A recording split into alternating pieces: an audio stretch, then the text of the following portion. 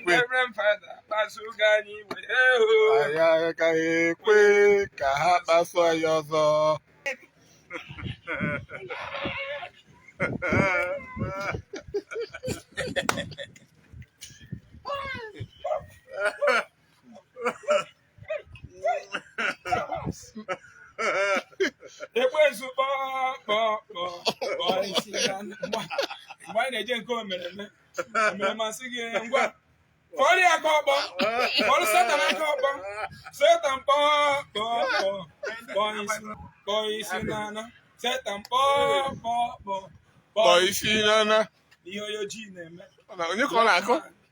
Black man, imechi ihe ije be aeroplane.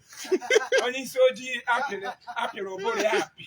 Emeghị brain surgery, napụghị brain, inwe ha ije na Bible brain surgery ka ọ.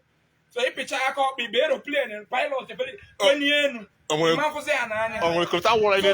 So ị ka prefer ya ka ọkpị na-emere ekwe Satan. Ma ọ nọ n'ikuku. Enwe one man mụ na ya na-ejekọ ekpere mgbe a. Ifu ka dị masị akụ nke ọ na-akụ ọ na-adọ ọjị ọ na-ekote ya.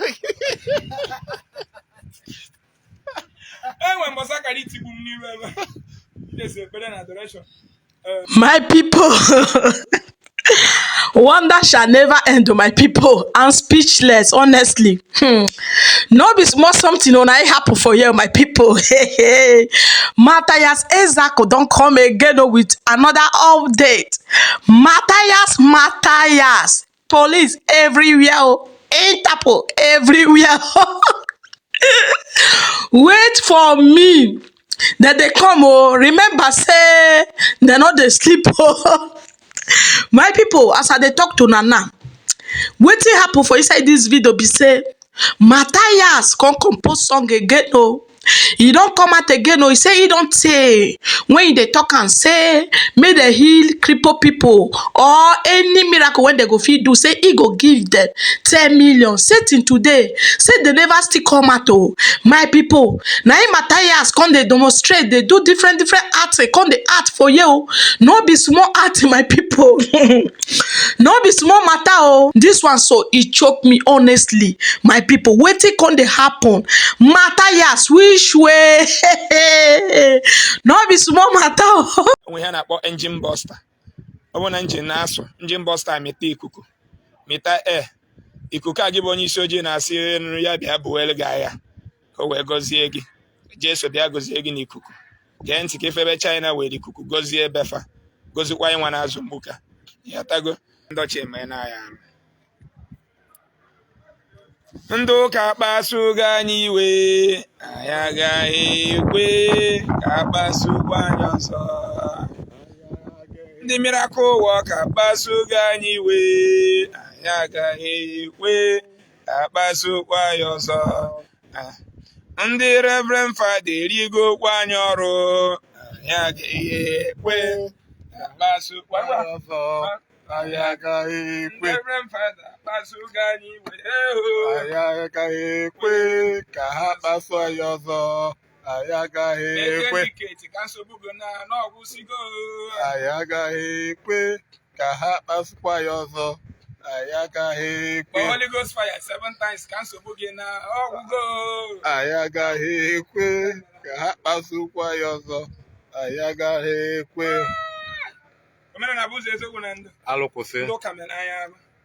Onye ọ bụla mụtara nwa na-akọrịa maka miracle, onye a bụ evil. That is onye a ịchọrọ condemn that child from the standard of the world. I hope now there's a miracle here. Airbus ahụ kụrụ ikuku obute ebe a host ya transfer zedi ikuku nwere ihe anyị ga-ata ite ebe a na-akpọ bus vacuum. Just one small something ga-adị cycle ofu ga-adị ebe ofu adị ebe a. Enwe nke dị ebe a. N'ebe a. There's a body here. N'enya ka m wedezie ebe a. Na-egbu ya ebe ahụ. Na-ede vacuum ebe a. Na phone m adịwagoda. N'enya obi na weta ka ekpuchie. N'enya iso ya na-adị n'ime ya rọba o. Itinye ya rọba kịta ikpuchie anya. Bam. Sọsọ rọba na spring na push rod ya. Mana ihe na-arụ ọrụ n'ime ya bụ mainly bụ rọba. Rọba dị osichi ikwuchire n'ihe a bụ breki. Onye amagu nzọ kwe na n'onu m. Miracle seeker. Onye ị na-ebu ọnụ. Chineke emekpọ gị ọkụ. Ụdị mmadụ m bụrụ onye ọchịchị nweta gị ebe na-eme fasting. Ịma nri 1 year. maka chukwu sọsọ mmiri ka ị ga-anwụ for 1 year ma nri nri mma enyere gị aka na fasting ahụ ị ga-ebu ọnụ ahụ for 1 year.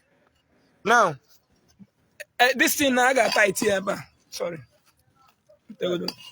na ebe ya tight ya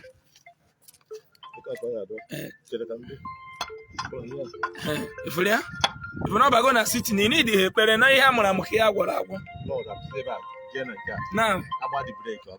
na rọdụ esi ebe a join na nke a nke a kịta connect ziri ebe a baa na band na break band ọ bụrụ na ịgba break o push ikuku e push this thing back na ihe a push back band ze meze span hook ze na withdraw onye nwa na gwongworo eje na break choo onwe mere akụrụ onye were ọbịa kpetere ekpere ka nka onye isi ọfịa be nna gị nwanna onye isi ọfịa nwere gị ekpere okpelu onye ekwuru ọbịa onwere gị onye ekwuru ọbịa be nna gị kpetere ekpere oke ya gba break now ihe a now ndị ọcha ati ego sensor na every big truck na from 2024 2025 ọ na-abịa moto nso ịgbahụ break otiwe mkpọ were aka agba onwe ya break sensor na dịsi n'iru moto mba onye ebe anyị na-akọrọ anyị ebe a bụ otu Virgin Maria si wee dịrị ime na-amaghọ nwoke otu Jizọs chọchara onye ya atụ ime ọ bụrụ nwunye mmadụ enweghịzi virgin n'obodo ahụ na-anụbere di onye ọ na-anụrụ di ya bụ ọzi virgin ime ego gị taatị bụ ọzi virgin ekwe na nnekwu onye ọbụla bụ nwaanyị eme ego gị today ịbụ ọzi virgin ibe ngwa gị pure truth ndị ọchụ na-eke odogo n'anya ọbara uru na enyi dị mkpa nwanne m bi Lagos na-eme ekpere on Thursday ojewe ekpere ebe ọbụla eji akara aka m eji ya n'elu eji ya n'ala nọ n'elu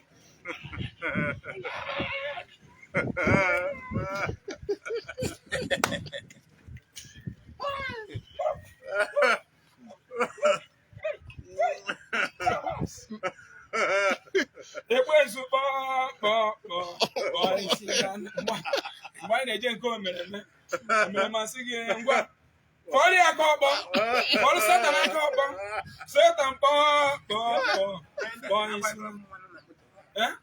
kpọọ isi n'ana Satan kpọọ isi n'ana ihe onye ojii na-eme onye ka ọ na-akọ black man imechi ihe ijebe aeroplane onye isi ojii apịrị ụbụrụ ya apị emeghị brain surgery napụghị brain inwe ha ije na Bible brain surgery ka ọ so ịpịcha aka ọkpị ibe aeroplane pilot onye enu mafụzi ya n'anya so ị ka prefer aka ọkpị na-emere ekwe Satan ma ọ nọ n'ikuku enwe nwa ma mụ na ya na-ejekọ ekpere mgbe ahụ ifu ka dị masa akụ nke ọ na-akụ ọ na-adọ ọjiri ọ na-ekote ya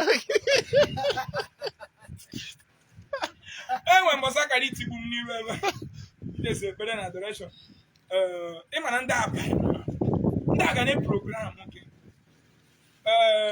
Elijah anyị n'Enugu ọ sị gị ekpere mmadụ n'aka na ọ gịrị ogige Elijah manager Mbaka gịnị ka anyị mere anyị wee jewe ahịa so erutekwa m n'iru side nke Baso iru ebe a wee fụ nwa vileji anyị na-abịa na mma na ọ ga-ekwe m n'aka so wee gbakpọọ na ya adị n'ebe arị mgbe a ka izuru meshini na-ewu mgbe a ka a na-eburu meshin everyday na nwa nwa nọ na ya adaba atie mkpu onye ka m na-achọ onye ka m bụ one guy nọ na otu wee pụta bụ na ụmụ ya bọsị m Mathias ka nna m ebe ama m na o nwere one guy akpọ Destiny dị na-ajụ ebe a nsị ọkwa ebe a ka Destiny bịasị m mba na ọdụ ọda ya wee pụtazi were aka na akpọ wee na were ọsọ nwatakịrị dị ka m ị na-destroy my brain. It's not fair. It's not fair. Child mental abuse. Child mental abuse. Na ọ bụrụ na ebe a mahọ m n'aka akụgbuo m nke m yeah, child mental abuse and you are terrorizing the society. Honestly, enweghị onye Igbo ma ekecha akara aka mmadụ. Enweghị onye Igbo ma sendere mmadụ accident. Enweghị onye Igbo na sendere mmadụ ọya. But na gwa gị 100%. Enwere onye Igbo ma ka esa send accident. Anyị etinye ego 1 million send m accident. But daddy ya sị ma yes. Ọ bụrụ na ma kecha akara aka anyị atinye ego tipịta akịta n'aha ngere obere oge na ọ ga-akwụ gịnị nke ya akwụkwọ ya obere oge enye obere oge na a ga-akwụcha ụgwọ ya ihe ọzọ elekpo onye ọtịga akwụkwọ ụgwọ ofu sef I'm not mistaken akwụkwọ ụgwọ ofu batago ndị nwe ya na Enugu. So it is time we all should wake up to face reality. To face reality and truth. Ihe eji gị Jesus ji gị na-akpụ ife eji Chukwu dị bịa ka anyị na-agwa ha ihe eji ndị Afrịka na-akpụ bụ Jesus. Jụọ PM kema ma o ji power bank na-ege ntị ihe eji Afrịka na-akpụ bụ gịnị? Onye ọcha wetara aja ma ndị gboo sef ndị gboo weta aja weta mmiri mix nweta gbamgbam onye ochie ndị nna nna ya da alarụ n'open building before enwere ihe a ji akọva eziokwu ruzie mgbe anyị ga-refine nke anyị to gbamgbam onye be anyị si na o nwere ihe o mere ma nje asị ya narị gwazienye m ihe o mere gị ebe ibi na obodo enweghị ọkụ enweghị ụlọ ọgwụ enweghị mmiri nwere okporo ụzọ obodo na-eji abroad obodo na-eselebreti na ha jere abroad ihe obodo onye ọcha wee mix aja na mmiri wee nweta gbamgbam Ezeaku niile adị eche echichi ya the whole of Ezeaku local government Enugu bụ ndị ụzọ wanyị baya bụ si ekwutesi na maka ebe nke a bịa rie Enugu mana nke ikpeazụ anyị na ha etete ya tago ndị ụzọ wanyị baya enwe ka anyị si eche ịrụta zinc ka o wepụ ụbịam na ogbe na ya o wepụ ụbịam na abị na mkpụrụ ogwu na ọbụrụ